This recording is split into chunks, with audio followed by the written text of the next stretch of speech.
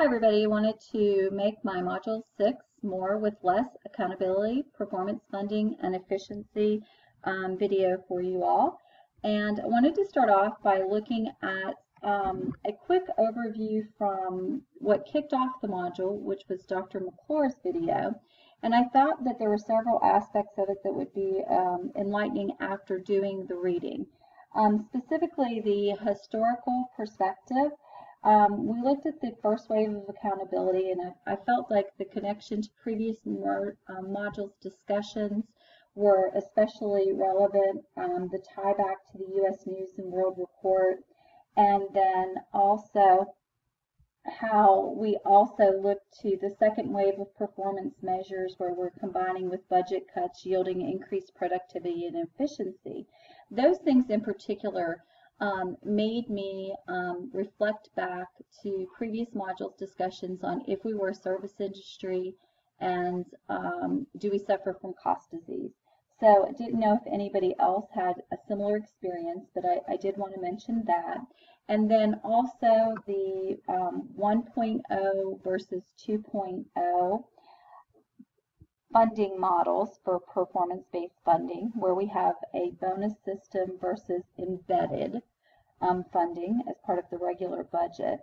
So that was also another interesting thing, and I find it interesting as I look in different readings how different states handle it.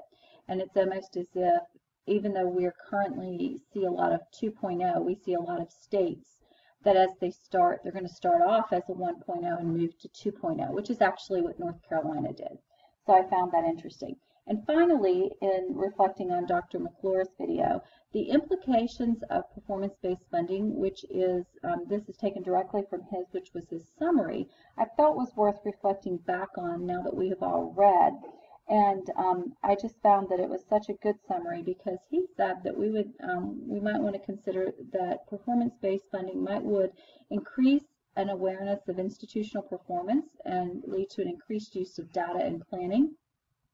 Also lead to changes and improvements in practices in student performance. And I definitely think that all of these things have benefit and merit, but then we are left to ask ourselves the question, will they produce more completers, more graduates, and will they help with retention? Which was definitely the hopes in creating performance-based funding. He also left us with the thought at the conclusion of his video of what would be the impacts if it had impacts. He was saying that performance-based funding is often said to have little impacts, just a paper shuffle, and that there are problems with the indicators themselves. And so many of our readings this week had mentioned some of those very same things.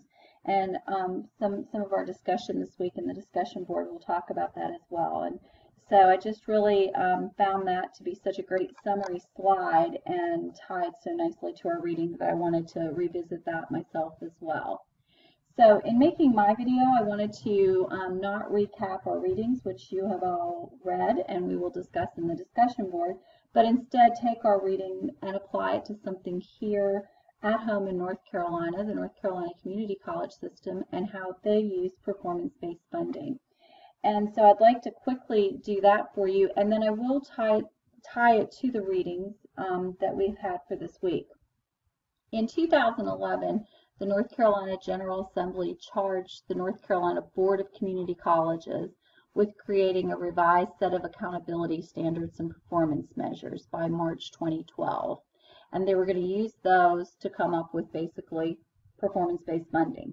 So in the spring of 2011, a committee of stakeholders was formed, and it was comprised mostly of community college presidents and upper-level administrators. And they came up with 8 performance measures that basically were approved by that same fall. So a very quick turnaround to have 8 measures. These same measures were reported on in July of 2013. So you can see a very, very quick turnaround time for something to be created and then actually implemented. Now, it was always the plan to review and revise the measures in place from inception.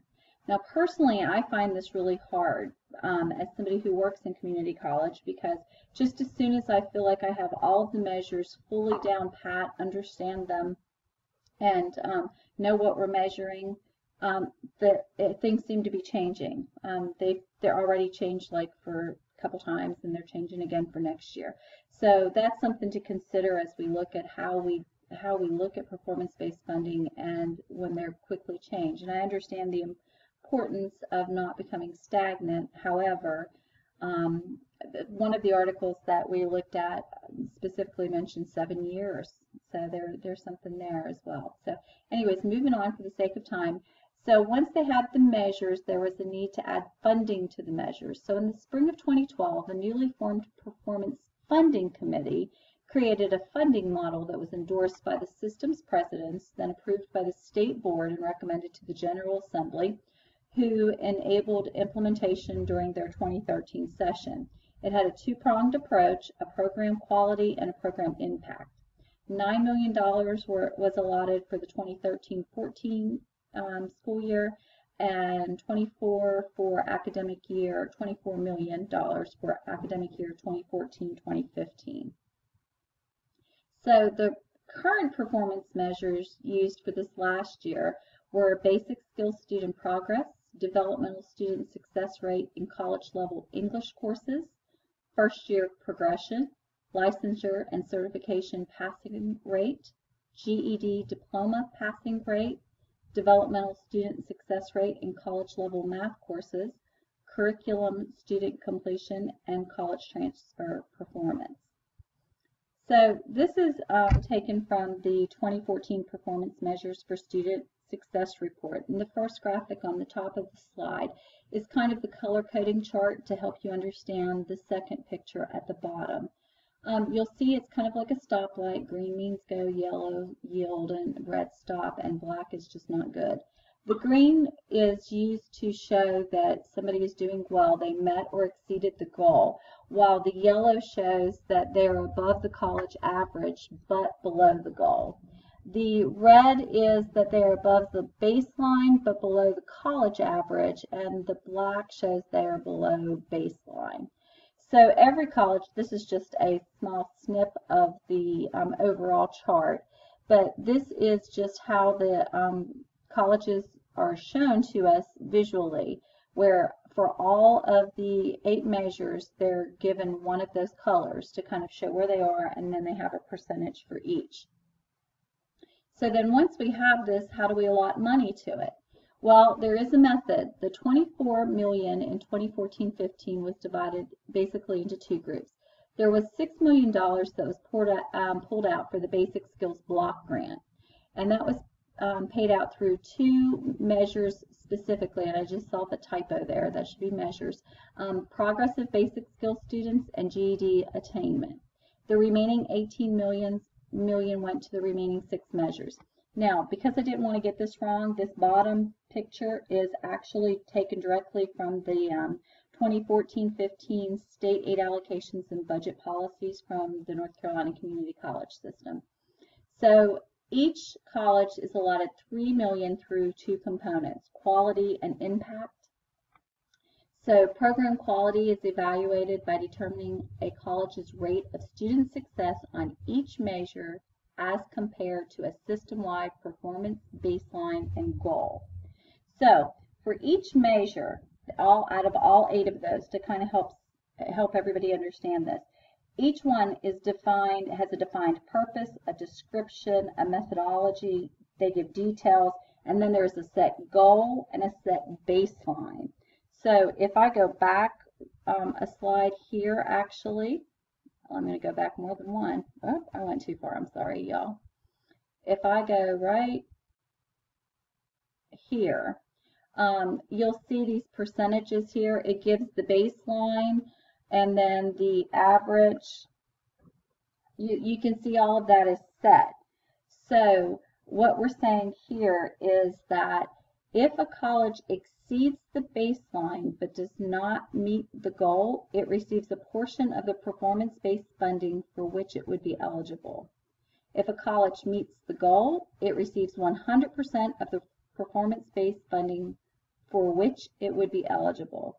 And if a college exceeds the goal, it would receive more than 100% of the performance-based funding for which it would be eligible. So That's pretty much how that money is divided up. And then for impact, program impact on student outcomes is evaluated by the number of students succeeding on each measure. So there are formulas for all of this. So that is basically the formula there for the money for the allocation. So taking this quickly to relate it back to our reading. Our readings told us that there's no conclusive evidence that performance-based funding improves community college completion rates across the board. And there were 2 of our readings that have told us that. And one of our readings also said that policymakers may find that these performance-based funding may be an easy way to ensure performance of institutions and justify expenditures, which just may, hopefully that's not the main reason why they do it. Some accuse them of that being the case. Hopefully it's a secondary benefit of performance-based funding. So I hope this was an enlightening application of the reading here at home that hopefully was just a nice add-on to our reading this week. I look forward to interacting with you all on the discussion board. Take care.